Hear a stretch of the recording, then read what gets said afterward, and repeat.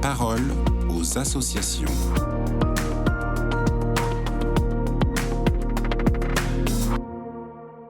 Bonjour à tous, bienvenue dans la parole aux associations. Aujourd'hui, je suis avec Marin Carnot, un jeune homme de 23 ans qui s'est lancé dans un défi étonnant, participer au Vendée Globe au profit de la Fondation Jérôme Lejeune. Alors Marin, bonjour, est-ce que vous pouvez nous expliquer d'où vient ce rêve de course au large ? Alors, la voile, pour moi, a toujours été là par intermittence. J'ai pas mal voyagé et la mer a toujours été présente.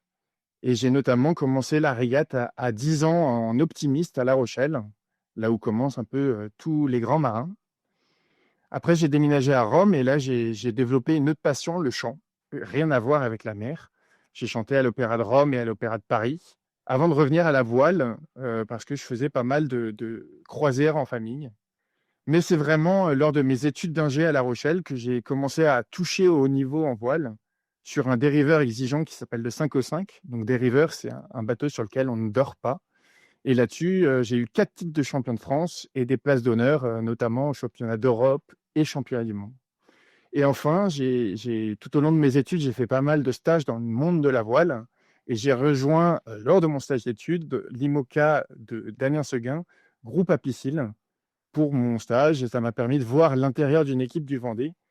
Et là, ça a été le déclic. Je me suis dit, maintenant, c'est à moi. Et alors pourquoi avoir choisi de porter ce projet aux couleurs de la Fondation Jérôme Lejeune ? La course au large, aujourd'hui, c'est un sport qui attire beaucoup plus de médias, beaucoup de public et qui fait beaucoup rêver.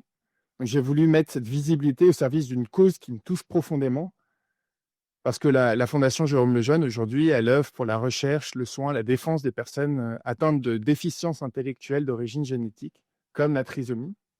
Et mon rêve, c'est de leur offrir un regard nouveau, celui du milieu sportif, et d'offrir à ce milieu sportif un regard sur la vulnérabilité, la différence.